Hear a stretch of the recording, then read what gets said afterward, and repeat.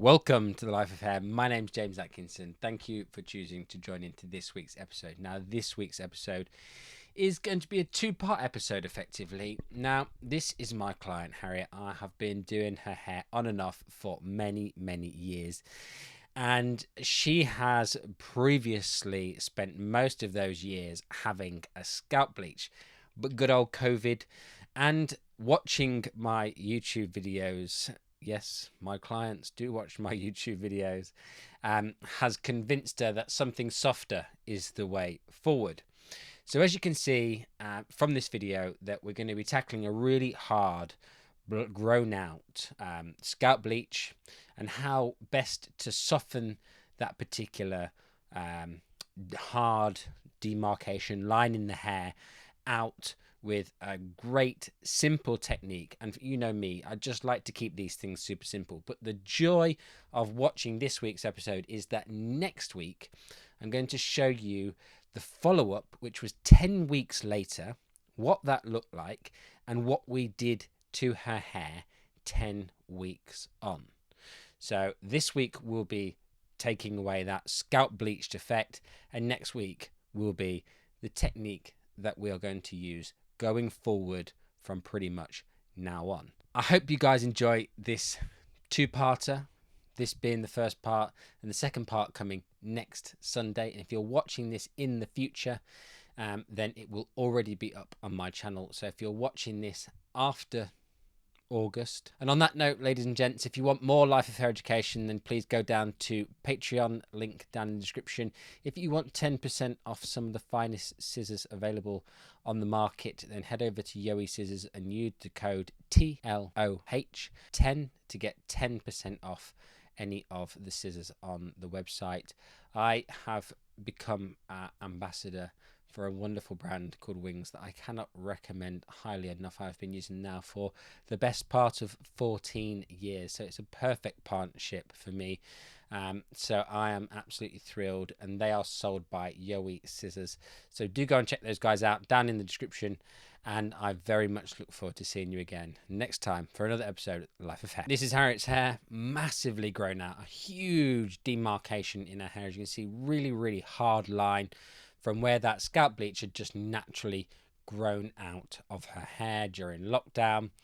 But I mean, Harriet's had all sorts, really short, shaved, asymmetric, geometric, and she's grown her hair out into something much longer, much softer.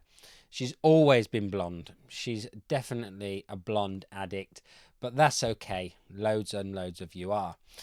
In this particular instance, though, we are going to create a softer blonde using a highlighting technique and a root stretching technique in between.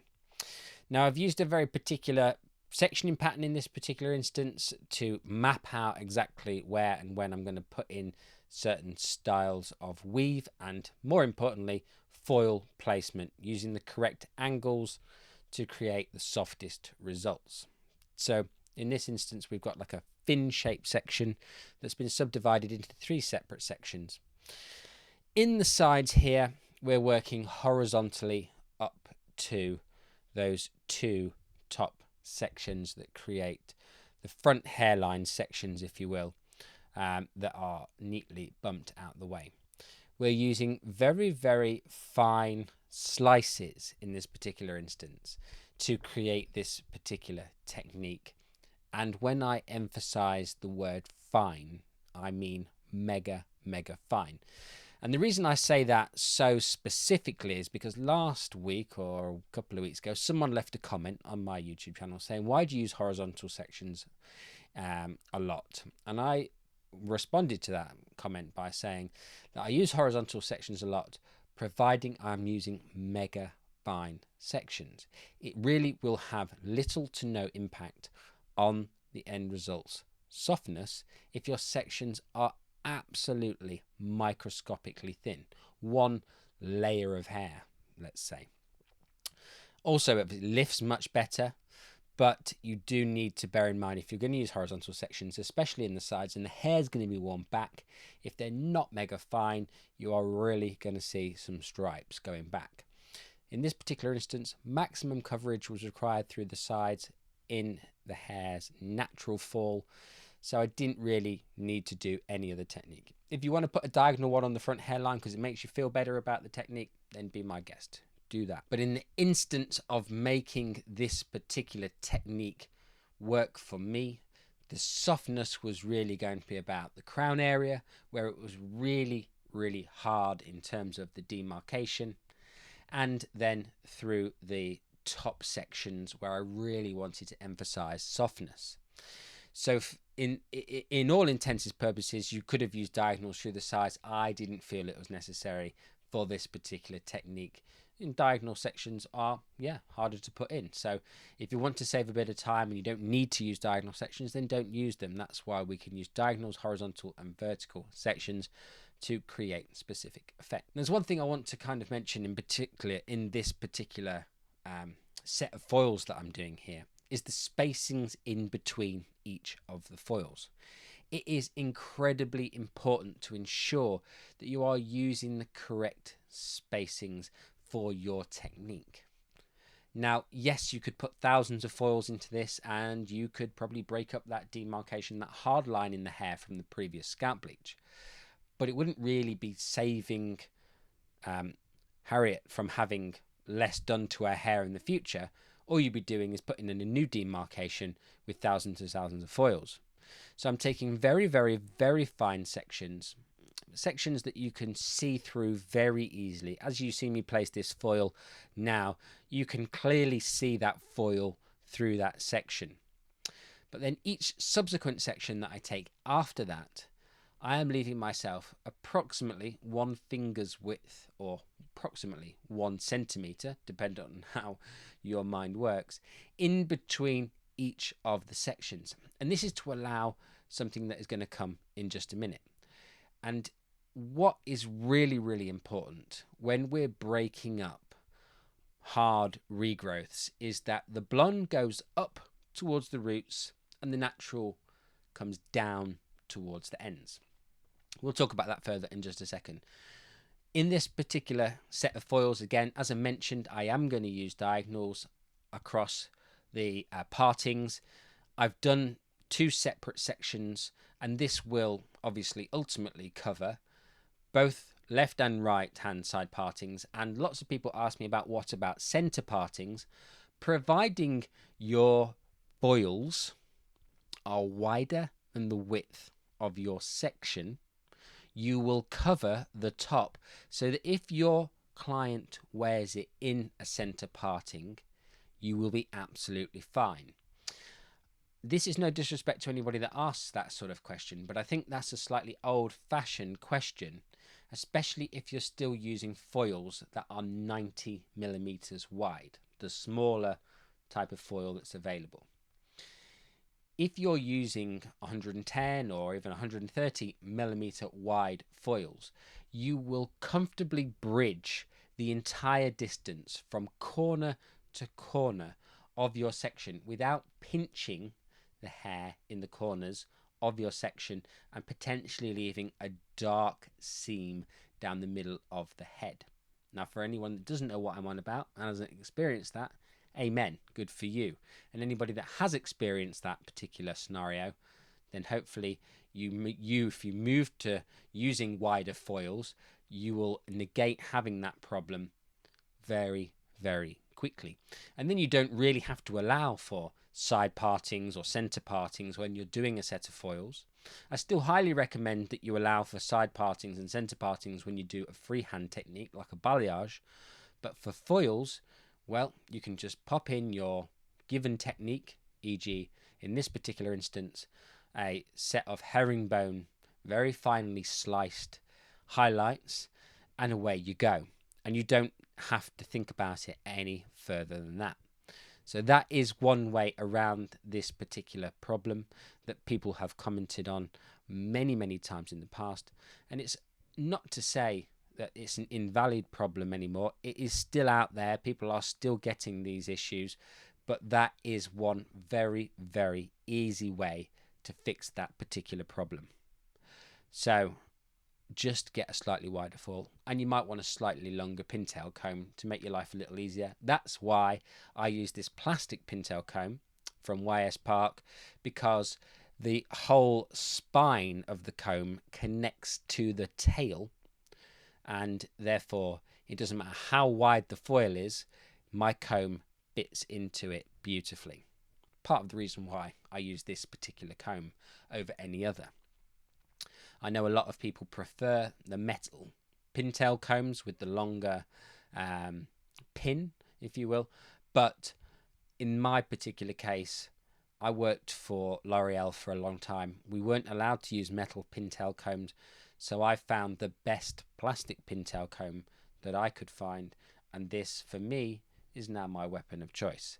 So it's about finding what works for you guys, and of course we're all different, we're all individuals, so please find your own way around this particular problem. So we're going to work our way all the way up towards the crown area here, and we've just skipped ahead slightly because you don't need to see me put in thousands of foils. If you are the sort of person that wants to know more about foiling techniques and you need to know more about the basics of foiling techniques, I've made 2 videos on how to foil hair and all the techniques that you can use and the effects that they create on my channel already. And if you want to find those, the easiest and the best way to find them is to go into YouTube, go to the search engine, put in The Life of Hair, and then straight afterwards, hair, foils, or highlights would probably be the most succinct way to find those particular videos. And they're pretty detailed videos with lots and lots of information in them. Now, we're into the crown area here. We've been left with the small triangle of hair that we're going to continue with our diagonal sections and just travel straight through that, and the section's going to get very, very narrow, but that's okay. Some people say they don't want to be left with little fiddly sections like this, but it's part of traveling through the head with a herringbone section. Sometimes you're left with a small triangle of hair that you have to highlight through, but I don't really think it's a big drama. It's just a case of working with it. It's causing me a few problems here, admittedly, but stick a clip in it and don't worry about it. Once we've got these foils in and we've taken the blonde up towards the roots, and this is what we really, really need to think about, guys. You take the blonde up and you pull the dark down. Once we've done that, we're going to go back in and we are going to use a root stretching technique. Now we're going to do everything in between the foils. Now we didn't do a full head technique this particular time, because I wanted to really focus on creating maximum diffusion in the kind of half head realms, if you will. So this underneath section will remain dark as you see it in that formation, but I will use the root stretching technique to diffuse and create a succinct blend between the two. I literally have just done Harriet's hair again today, which is what you'll see next week. We still haven't done the back, but next time I do Harriet's hair, we will be doing the underneath. Don't worry, guys, because I will be filming that so you can see the end result of that 3rd session in another 10 weeks time, so you can see this from the beginning to the end. I really wanted you to follow this journey because I think it's a journey that some people worry about a little bit. If someone comes in with a really, really grown out blonde regrowth and a hard demarcation, they lots of questions about how to fix these things. So this hopefully will help a lot of you guys who have left comments on that particular instance.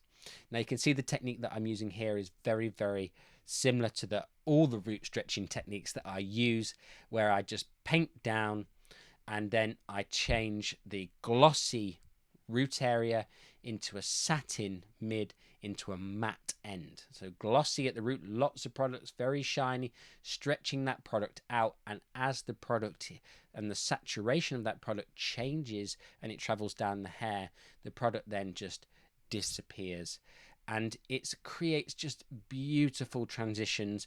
I've made a video on it again.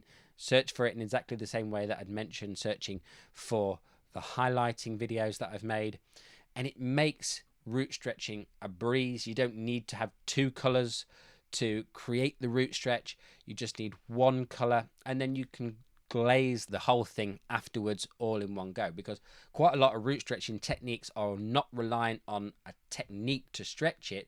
They're reliant on putting 1 color on and blending the 2 colors together on the hair.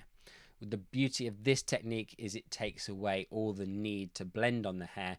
You're creating that seamless transition from the root area to the end, and then you're not needing to worry about blending those two products together. Now, if your comb gets caught and you leave a hard line in the hair, I do teach you how to fix that in the video, and I'm going to link that particular video, the root stretching video, or how to stretch a root video.